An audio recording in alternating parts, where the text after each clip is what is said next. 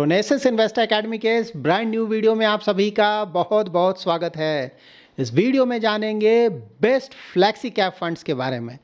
तो best mutual fund series का ये हमारा सेकंड वीडियो है। फर्स्ट वीडियो हमने बेस्ट स्मॉल कैप फंड का पब्लिश किया था लास्ट वीक।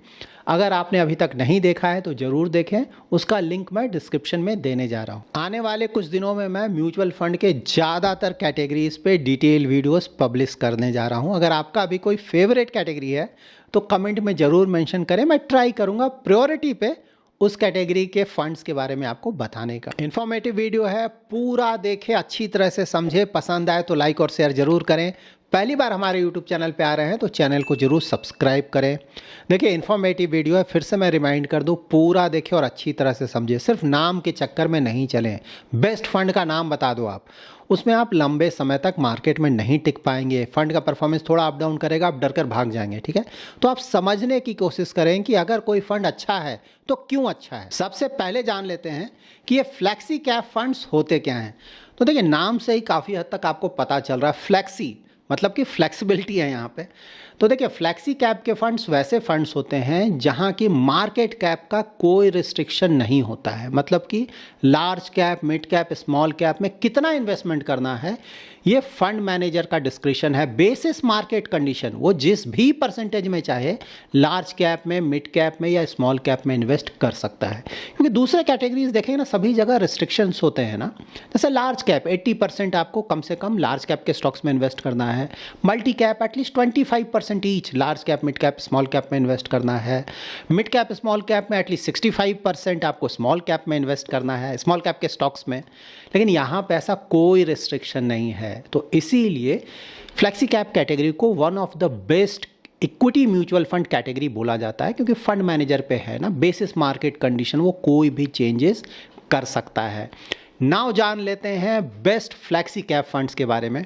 तो देखिए मैं सारे फ्लेक्सी कैप फंड्स का यहाँ पे डिटेल शो कर रहा हूँ जिन्होंने अभी तक एटलीस्ट 1 ईयर कंप्लीट किया हुआ है। ठीक है, तो इन सारे फंड्स में ऑफ कोर्स हम कुछ फंड्स को निकालेंगे तभी तो टॉप फंड्स को सेलेक्ट कर पाएंगे।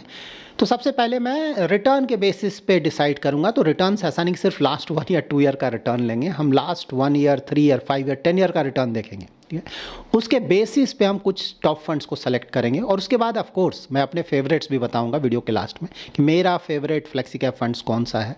ठीक है, तो सबसे पहले हम वैसे फंड्स को अपने फाइनल लिस्ट से रिमूव करेंगे जो कि रिलेटिवली छोटे फंड है ना, जिनका ईवीएम 2000 करोड़ से भी कम है। स्मॉल कैप में मैंने 1000 करोड़ का ईवीएम लिया था, लेकिन यहाँ पे मैं 2000 करोड़ का ईवीएम लूँगा, क्योंकि ज़्यादातर यहाँ पे फंड्स देखेंगे ना तो मोस्टली लार्ज कैप्स में ही बहुत ज़्यादा एक्सपोजर होता है।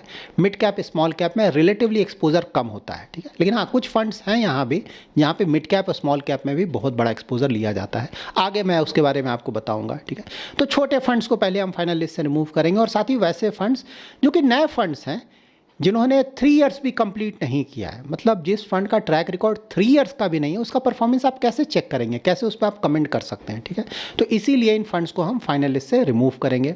तो यहाँ पे देखिए उन सारे फंड्स का आप डिटेल चेक कर सकते हैं। ठीक है, तो यहाँ पे देखिए, यहाँ पे स्कीम नेम में आप फंड का नाम चेक कर सकते हैं कि कौन कौन से फंड्स हैं। AUM that is asset under management check कर सकते हैं। उसके बाद 1 ईयर, 3 ईयर, 5 ईयर और 10 ईयर के डायरेक्ट प्लान का रिटर्न्स चेक कर सकते हैं। ये रिटर्न CAGR है। और साथ ही इनके बेंचमार्क का रिटर्न भी चेक कर सकते हैं, ताकि आप कंपेयर कर सकें कि बेंचमार्क के मुकाबले इन फंड्स का रिटर्न्स कैसा है। ठीक है, यहाँ पे आप देख सकते हैं ना बहुत कुछ रेड कलर से हाईलाइटेड है, तो इसलिए किया गया है क्योंकि हम इन सारे फंड्स को अपने फाइनल लिस्ट से रिमूव करने जा रहे हैं। जैसे देखिए 361 डिग्री अगर आप देखें तो 361, तो फर्स्ट जो फंड है ये तो बेंचमार्क को बीट नहीं कर पा रहा है, नया फंड है। दूसरा बजाज फिनसर्व को भी अगर आप देखें तो इसका तो परफॉर्मेंस ठीक है, नया फंड है लेकिन बेंचमार्क को बीट कर पा रहा है। बड़ौदा बेंचमार्क को बीट नहीं कर पा रहा है। हेलियोस का परफॉर्मेंस अच्छा है, बेंचमार्क को बीट कर पा रहा है। ITI नहीं बीट कर पा रहा है बेंचमार्क को। यहाँ पे देखिए बेंचमार्क को बीट कर पा रहा है, यहाँ से आपको पता चलेगा। LIC भी बीट नहीं कर पा रहा है, रिटर्न काफ़ी कम है। महिंद्रा मनुलाइफ का परफॉर्मेंस ठीक है, मेरे का भी परफॉर्मेंस ठीक है। NJ फ्लेक्सी कैप भी बेंचमार्क को बीट नहीं कर पा रहा है। नावी भी बीट नहीं कर पा रहा है। इनफैक्ट नावी का तो ट्रैक रिकॉर्ड अगर आप देखें ना तो 1 ईयर, 3 ईयर, 5 ईयर कहीं भी अपने बेंचमार्क को बीट नहीं कर पा रहा है। और ये देखो बहुत ज़्यादा मैंने रेड किया है ना, सैमको को भी किया हुआ है। यहाँ पे इन दोनों फंड्स को अगर आप देखें तो बहुत ख़राब परफॉर्मेंस है ना। लास्ट 1 ईयर देखिए बहुत ज़्यादा नेगेटिव रिटर्न है, ठीक है। और नीचे भी अगर आप देखें, ट्रस्ट भी बीट नहीं कर पा रहा है बेंचमार्क को, टॉरस भी बीट नहीं कर पा रहा है बेंचमार्क को, जबकि वाइट ओक का परफॉर्मेंस अच्छा है, रिटर्न्स अच्छा आया है, ठीक है। तो देखिए यहाँ पे ना, अगर किसी ने ऑलरेडी इन फंड्स में इन्वेस्टमेंट किया हुआ है और परफॉर्मेंस थोड़ा बहुत अंडर परफॉर्मेंस है, तो आइडियली जब भी फंड में इन्वेस्ट करें 2-3 साल का टाइम तो देना चाहिए, देखना चाहिए कि भाई वापस आता है कि नहीं परफॉर्मेंस। और कोई अगर अच्छा कर रहा है तब तो अच्छी बात है ना, क्योंकि ऑलरेडी आप कर चुके हैं, ठीक है। उसके बाद इन फंड्स को जब हम हटाएंगे तो आपको ये लिस्ट मिलेगा, ठीक है। यहाँ पे अब हम उन फंड्स को अपने फाइनल लिस्ट से रिमूव करेंगे जो कि ज़्यादातर होराइजन्स में अपने बेंचमार्क को बीट नहीं कर पा रहे हैं, ठीक है। क्योंकि ये सारे जो फंड्स हैं वो एक्टिवली मैनेज्ड फंड है, ठीक है। एक्टिवली मैनेज्ड फंड में हम एक्सपेंस रेशियो ज़्यादा देते हैं, तो जब ज़्यादा एक्सपेंस रेशियो दे रहे हैं तो ऑफकोर्स हमारा एक्सपेक्टेशन होना चाहिए कि ज़्यादातर होराइजन में अपने बेंचमार्क को बीट करें। मैं ये नहीं बोल रहा हूँ कि सारे होराइजन्स में बीट करें, कभी कभी बहुत अच्छे क्वालिटी का फंड भी 1-2 होराइजन में अपने बेंचमार्क को बीट नहीं कर पाता, उससे प्रॉब्लम नहीं है। प्रॉब्लम वहाँ है कि ज़्यादातर होराइजन में आप अपने बेंचमार्क को बीट नहीं कर पा रहे हैं, ठीक है। तो यहाँ पे अगेन जिन भी फंड्स को मैंने हाईलाइट किया हुआ है रेड कलर से, देखेंगे ज़्यादातर होराइजन में अपने बेंचमार्क को बीट नहीं कर पा रहे, या फिर कोई रिलेटिवली नया फंड है, मतलब 3 ईयर का ही ट्रैक रिकॉर्ड है, उसमें से एक होराइजन में बीट नहीं कर पा रहा है, तो उसको भी हटाएंगे, ठीक है। यहाँ पे देखिए एक्सिस अगर आप देखें ना तो बहुत स्ट्रॉन्ग कमबैक हुआ है, ठीक है। ऑल्दो हटा रहा हूँ लेकिन लास्ट 1 ईयर देखिए बहुत अच्छा कमबैक। तो मैंने ऑलरेडी आपको बताया था ना कि जो ग्रोथ स्टाइल वाले फंड्स हैं, अगर आप रेगुलर हमारे वॉच करते हैं वीडियोस का, तो पिछले साल या उससे पहले से मैं रिपीट कर रहा हूँ कि इंटरेस्ट रेट कट जब होने लगेगा, उसके बाद आप देखें ग्रोथ स्टाइल वाले जो फंड्स हैं उनका परफॉर्मेंस वापस आने लगेगा, ठीक है। तो अब आप देख रहे हैं लाइक एक्सिस स्मॉल कैप में भी हमने देखा, फ्लैक्सी कैप जो कि बहुत ज़्यादा बुरा परफॉर्मेंस कर रहा था, इनफैक्ट अभी भी देखिए ना 3 ईयर 5 ईयर बीट नहीं कर पा रहा है, लेकिन इसका फाइनली परफॉर्मेंस वापस आया है, ठीक है। उसी तरह से यूटीआई फ्लैक्सी कैप बहुत बुरा परफॉर्मेंस, हाँ, इसका भी परफॉर्मेंस वापस आया है। पीजीआईएम का भी अगर आप देखें ना तो परफॉर्मेंस वापस आया, ये सभी कुछ बहुत बुरा परफॉर्मेंस दे रहे थे, ठीक है। तो एक ग्रोथ स्टाइल, सिर्फ यहाँ पे सरप्राइजिंगली एसबीआई वापस नहीं आ पा रहा है। लेट्स होप, क्योंकि इसका भी ट्रैक रिकॉर्ड पहले तो बहुत अच्छा रहा है, लेकिन फिलहाल परफॉर्मेंस नहीं आ रहा, तो ये एक कंसर्न है। पुराने जो जिनका परफॉर्मेंस अच्छा आ रहा था वहाँ बाकियों में आ गया है, लेकिन एसबीआई का अनफॉर्चुनेटली अभी तक परफॉर्मेंस नहीं आ पाया। तो एनी हाउ, जो भी रेड कलर से मैंने हाईलाइट किया है उसको फाइनल लिस्ट से रिमूव कर रहे हैं। अब देखिए ये कुछ फंड्स बच गए हैं, तो ये ज़्यादातर होराइजन्स में ये फंड अपने बेंचमार्क को बीट कर पा रहे हैं। तो परफॉर्मेंस वाइज जो करंट परफॉर्मेंस है उसके आधार पे हम बोल सकते हैं कि ये फंड्स अच्छे फंड्स हैं। ये फंड्स, इन फंड्स को आप बुरा फंड नहीं बोलेंगे, ठीक है। लेकिन अगेन हमें कुछ और टॉप फंड सेलेक्ट करना है, इतने सारे टॉप फंड्स तो हो नहीं सकते हैं, ठीक है। तो इसमें से भी हम वैसे फंड्स को अपने फाइनल लिस्ट से रिमूव करेंगे जो कि ज़्यादातर होराइजन में अपने बेंचमार्क को 2% या उससे ज़्यादा के मार्जिन से बीट नहीं कर पा रहे हैं। मतलब जितने बड़े मार्जिन से बेंचमार्क को बीट करेगा उतना अच्छा फंड है, उतना ज़्यादा रिटर्न जनरेट कर रहा है। तो अगेन बहुत सारे फंड्स को मैंने रेड कलर से हाईलाइट किया है, ठीक है। यहाँ पे अगेन रिपीट कर दूँ कि ये बुरे फंड नहीं हैं, लेकिन हमें कुछ टॉप फंड सेलेक्ट करना है, इसीलिए इन फंड्स को हम फाइनल लिस्ट से रिमूव कर रहे हैं, ठीक है। तो फाइनली हमारे पास ये फंड्स बच गए, तो सारे ही फंड्स बहुत अच्छे फंड्स है परफॉर्मेंस वाइज। हाँ, यहाँ पे जेएम का अगर आप परफॉर्मेंस देखें, क्वांट का परफॉर्मेंस देखें, तो लास्ट 1 ईयर में परफॉर्मेंस बिल्कुल नहीं आया है, ठीक है। तो अगेन आगे जब हम इन फंड्स का डिटेल्स चेक करेंगे, कुछ और डिटेल्स चेक करेंगे, तो मैं आपको बताऊंगा कि हो क्या रहा है यहाँ पे, ठीक है। तो ये फंड्स अच्छे फंड्स हैं फिलहाल, अगर सारे होराइजन्स का परफॉर्मेंस देखें तो, ठीक है। अब यहाँ पे ना आप पूछेंगे कि भाई अपने पसंद का कुछ फंड्स बताएं, तो देखिए मैं जब देखता हूँ ना तो बहुत पैरामीटर्स देखता हूँ, सिर्फ रिटर्न्स के आधार पे नहीं ना। जैसे ट्रैक रिकॉर्ड कैसा रहा है एएमसी का, म्यूचुअल फंड कंपनी ओवरऑल, ठीक है, पहले का परफॉर्मेंस कैसा रहा है। क्योंकि देखिए 1-2 साल किसी भी फंड का अगर परफॉर्मेंस बहुत ज़्यादा ख़राब होता है, उसके कारण उसका पूरा का पूरा एवरेज रिटर्न ही ख़राब हो जाता है। 3 ईयर 5 ईयर 10 ईयर सभी ख़राब दिखने लगता है, ठीक है ना। तो इसीलिए देखिए ये फंड्स हैं जिसको मैंने सेलेक्ट किया है। इस तरह के फंड्स में अगर इन्वेस्टमेंट किया हुआ है किसी ने और अगर परफॉर्मेंस नहीं भी आ रहा है इस तरह के फंड्स में, तो अगर थोड़ा बहुत टाइम दें इस तरह के फंड्स को, ठीक है ना, मतलब मे भी 1 साल का टाइम और दिया जा सकता है। उसके बाद भी अगर परफॉर्मेंस नहीं आता है तो ऑफकोर्स कॉल लेना चाहिए, ठीक है। और परफॉर्मेंस आ रहा है तब तो बहुत अच्छी बात है। तो ये कुछ फंड्स हैं। यहाँ पे देखिए मैंने कुछ फंड्स को हाईलाइट किया हुआ है, नीचे रखा है ना, मतलब यहाँ पे अगर आप देखें जेएम, क्वांट, इन्वेस्को क्यों रखा है आगे आपको पता चलेगा, ठीक है। यहाँ पे आप फ्लेक्सी कैप फंड्स का इन्फॉर्मेशन रेशियो चेक कर सकते हैं ना, 1 year, 3 year, 5 year, 10 year direct plan का इन्फॉर्मेशन रेशियो। इन्फॉर्मेशन रेशियो से भी हमें रिस्क एडजस्टेड रिटर्न पता चलता है, दैट इज़ कोई फंड कितना रिस्क ले रहा है और उस रिस्क को लेकर बेंचमार्क के मुकाबले कितना ज़्यादा एक्स्ट्रा रिटर्न जनरेट कर रहा है, दैट इज़ आउट परफॉर्म कर रहा है। ठीक है, यही तो हम देखते हैं ना कि बेंचमार्क के मुकाबले कितना ज़्यादा रिटर्न जनरेट कर रहे हो और उसके लिए कितना ज़्यादा रिस्क ले रहे हो, तो इससे यही पता चलता है। ठीक है, तो सारे इन्फॉर्मेशन रेशियो, जितना ज़्यादा इन्फॉर्मेशन रेशियो किसी भी फंड का होगा उतना ज़्यादा अच्छा माना जाएगा, तो इनका आप चेक कर सकते हैं। ये टॉप 3 फंड्स अगर आप बोलेंगे ना कि भाई मुझे टॉप 3 फंड्स बताओ, सारे क्राइटेरिया जो भी आप सोच सकते हो उसके आधार पे, तो फिलहाल ये टॉप 3 फंड्स होंगे, Parag Parekh flexi cap fund, HDFC flexi cap fund और एडिलवाइस फ्लेक्सी कैप फंड्स। इनका परफॉर्मेंस अच्छा चल रहा है। ठीक है, यहाँ पे कंसर्न आता है ना कि भाई पराग पारेख का बहुत बड़ा है यूएम, HDFC फ्लेक्सी कैप का बहुत बड़ा यूएम है। ठीक है, तो यहाँ पे देखिए अगर फ्लेक्सी कैप फंड का ज़्यादातर एक्सपोजर लार्ज कैप के स्टॉक्स में है, ठीक है, तो वहाँ पे बड़ा ईवीएम, बड़ा कंसर्न नहीं होना चाहिए। ठीक है, हाँ, लेकिन बड़ा ईवीएम अगर हो गया तो वहाँ पे बिल्कुल ये सही बात है कि उस फंड हाउस, उस फंड के जो फंड मैनेजर है उसके पास ये रेस्ट्रिक्शन आ जाता है अनफॉर्चुनेटली कि वो स्मॉल कैप और मिड कैप में बहुत बड़ा एक्सपोजर नहीं ले सकते हैं, खासकर स्मॉल कैप के स्टॉक्स में।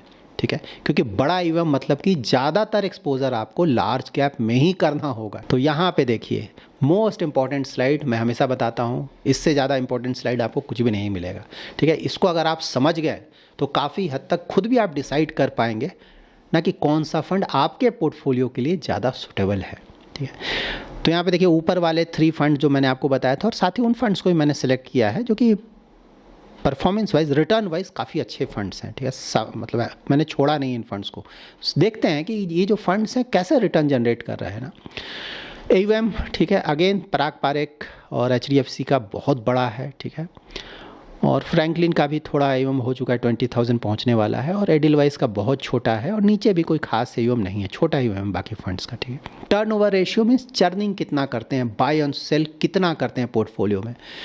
तो देखिए ज़्यादातर तो बाय एंड होल्ड स्ट्रैटेजी है, लाइक ऊपर से देखिए पराग पारेख, HDFC, एडिलवाइस, फ्रैंकलिन सभी बाय एंड होल्ड स्ट्रैटेजी है, मतलब कि ज़्यादा बाय एंड सेल नहीं करते हैं, एक बार स्टॉक को खरीद लिया उस पर बैठे हुए हैं। ठीक है, कि भाई टाइम दो रिटर्न आ जाएगा। लेकिन GM का देखिए कितना ज़्यादा टर्नओवर रेशियो, मतलब बाय एंड सेल बहुत ज़्यादा कर रहे हैं। इन्वेस्को का भी रिलेटिवली ज़्यादा है, क्वांट का भी बहुत ज़्यादा है। ठीक है, उसके बाद P रेशियो चेक करते हैं, portfolio price to earning ratio कितना है, इससे पता चलता है कि भाई ग्रोथ में ज़्यादा इन्वेस्टमेंट है या फिर वैल्यू में ज़्यादा इन्वेस्टमेंट है या फिर हाइब्रिड है, दोनों का मिक्सचर है।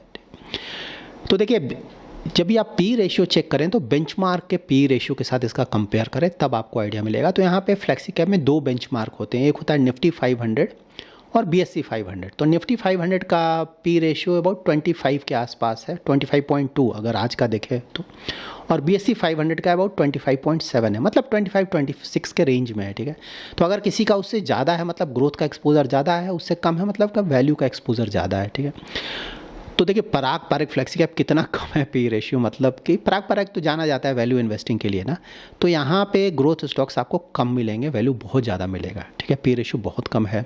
HDFC का भी अगर देखें तो कम है रिलेटिवली, एडिलवाइस का थोड़ा ज़्यादा है P रेशियो, और ये तो फ्रैंकलिन का लगभग जो बेंचमार्क है उसी के आसपास है। यहाँ भी थोड़ा सा ज़्यादा है GM, लेकिन यहाँ पे सरप्राइजिंग क्या है, इन्वेस्को बहुत ज़्यादा है P रेशियो 40 के आसपास, मतलब कि very very high growth companies में एक्सपोजर लिया जा रहा है। ठीक है, क्यों ज़्यादा है आगे पता चलेगा आपको, मैं फिर से ये भी बताऊँगा आपको। ठीक है, क्वांट का भी बेंचमार्क के आसपास ही है। ठीक है, अब देखिए इनका रिटर्न जो आ रहा है ना लेटेस्ट, जो फिलहाल किसी का कम आ रहा है किसी का ज़्यादा आ रहा है, कहाँ से वो रिटर्न आ रहा है उसका काफ़ी हद तक आपको आइडिया, एक तो स्टॉक सिलेक्शन बिल्कुल उस पर डिपेंड करता है कि किन स्टॉक्स में, क्योंकि लार्ज कैप में देखिए रिटर्न्स आ रहा है इधर रिसेंट टाइम्स में, इसीलिए लार्ज कैप का जब मैं रिव्यू करूंगा ना तो आप देखेंगे लार्ज कैप के फंड ज़्यादातर होराइजन में बेंचमार्क को बीट कर पा रहे होंगे। ठीक है, और फ्लेक्सी कैप में भी इसीलिए आपको रिटर्न अच्छा दिख रहा है, क्योंकि लार्ज कैप, क्योंकि ज़्यादातर तो लार्ज कैप में इन्वेस्टमेंट है, तो लार्ज कैप जब एक्सपोजर, जब रिटर्न्स आएगा तो इनके भी रिटर्न्स अच्छे आएंगे। ठीक है, यहाँ पे देखिए मार्केट कैप एलोकेशन की large cap, mid cap, small cap में कितना एक्सपोजर है, और इक्विटी के अलावा जो एक्सपोजर है वो यहाँ पे आप चेक कर सकते हैं। तो देखिए पराग पारेख तो लार्ज कैप ही है पूरा, ऑलमोस्ट, हाँ पूरा का पूरा लार्ज कैप, और साथ ही इन्होंने कैश इक्विवेलेंट बहुत बड़ा एक्सपोजर रखा हुआ है 24% प्लस का। ठीक है, HDFC देखें, अगेन लार्ज कैप ये भी है पूरा का पूरा, ठीक है, बहुत ज़्यादा लार्ज कैप में एक्सपोजर है। एडिलवाइस में भी अच्छा खासा लार्ज कैप है, लेकिन मिड कैप में भी अच्छा खासा एक्सपोजर लिया गया है, ठीक है। फ्रैंकलिन भी अगेन लार्ज कैप ही है ज़्यादातर, ठीक है। अब देखिए JM फ्लेक्सी कैप, हाँ, लार्ज कैप में कितना कम एक्सपोजर है। इन्वेस्को और इन दोनों का देखिए, इन्वेस्को और JM का, ठीक है। तो JM का जो बहुत हाई रिटर्न आ रहा था ना, वो इसीलिए पहले आ रहा था, ठीक है। ये देखिए इतना ज़्यादा, क्योंकि स्मॉल कैप में एक्सपोजर यहाँ बहुत ज़्यादा लिया गया। लेकिन इधर क्या हुआ है कि स्मॉल कैप का रिटर्न पहले के मुकाबले हिट तो हुआ है ना, तो इसीलिए JM का रिटर्न बुरी तरह से हिट हुआ है, ठीक है। जिस तरह का आउट परफॉर्मेंस आ रहा था, रिसेंट टाइम्स की मैं बात बोल रहा हूँ, इसीलिए थोड़ा आपको नेगेटिव रिटर्न देखने को मिल रहा है। उसी तरह से इन्वेस्को भी अगर आप देखें तो इसका रिटर्न ज़्यादा आ रहा है, तो उसका एक रीज़न है मिड कैप में अच्छा खासा एक्सपोजर। तो एक तो होता है कि भाई स्टॉक सिलेक्शन ही अच्छा है, ठीक है, large cap, mid cap, small cap, क्योंकि रिटर्न सभी जगह, अगर स्टॉक अच्छे क्वालिटी का है तो मोस्टली रिटर्न आपका आ जाएगा। तो स्टॉक सिलेक्शन भी अच्छा है, लेकिन साथ ही मार्केट कैप पे भी डिपेंड करता है, ठीक है, किस तरह का रिटर्न आप जनरेट कर रहे हैं। कोई बहुत ज़्यादा रिस्क लेना चाहता है, ठीक है, तो वैसे फ्लेक्सी कैप फंड्स के साथ जा सकता है, जहाँ की मिड कैप, स्मॉल कैप का भी एक्सपोजर ज़्यादा है। तो यहाँ पे आपको सारे डिटेल्स मिल रहे हैं, इसके आधार पर आप अपने लिए एक suitable flexi cap fund select कर सकते हैं। क्वांट देखें तो देखिए, क्वांट में भी मिड कैप, स्मॉल कैप का एक्सपोजर ज़्यादा लिया हुआ है, लेकिन क्वांट के तो प्रॉब्लम्स दूसरे हैं ना। क्वांट पे देखिए मैंने डिटेल वीडियो ऑलरेडी पब्लिश किया हुआ है, ठीक है। अगर आप जानना चाहते हैं डिटेल में कि क्वांट में क्या चल रहा है, क्यों इतना ज़्यादा अंडर परफॉर्मेंस आ रहा है, तो इसका लिंक भी मैं डिस्क्रिप्शन में दे दूंगा, वहाँ से आप वॉच कर सकते हैं। पूरा डिटेल आपको मिल जाएगी क्वांट में चल क्या रहा है। यहाँ पे इंटरेस्टिंग ये है कि पराग पारेख ने भी लास्ट 1 ईयर में बहुत ज़्यादा रिटर्न दिया है, और इन्वेस्को ने भी लास्ट 1 ईयर में बहुत ज़्यादा रिटर्न जनरेट किया है, जबकि दोनों का मार्केट कैप बहुत अलग है ना। इन पराग पारेख में आपको लार्ज कैप का बहुत ज़्यादा एक्सपोजर मिल रहा है, जबकि इन्वेस्को में आपको मिड कैप और स्मॉल कैप का ज़्यादा एक्सपोजर मिल रहा है, ठीक है। और यहाँ पराग पारेख में ऑफकोर्स फॉरेन इक्विटीज़ में अभी भी थोड़ा पहले का एक्सपोजर, उसके कारण रिटर्न आ रहा है, तो उसका भी एक एडवांटेज है, और प्लस स्टॉक सिलेक्शन बहुत अच्छा है, इसलिए रिटर्न आ रहा है। So that's it in this video. अगर आपको ये वीडियो पसंद आया है तो ज़रूर लाइक एंड शेयर करें। पहली बार हमारे यूट्यूब चैनल पर आ रहे हैं तो चैनल को ज़रूर सब्सक्राइब करें। कल सैटरडे है, तो सैटरडे रात में मैं 8 PM to 9 PM यूट्यूब पे लाइव आऊँगा। उसमें मैं मार्केट अपडेट करूँगा, और साथ ही आपके इन्वेस्टमेंट रिलेटेड जो क्वेरीज़ हैं उसको भी आंसर करने की कोशिश करूँगा। तो कल का यूट्यूब लाइव स्ट्रीम आप ज़रूर ज्वाइन करें। Thanks lot for watching.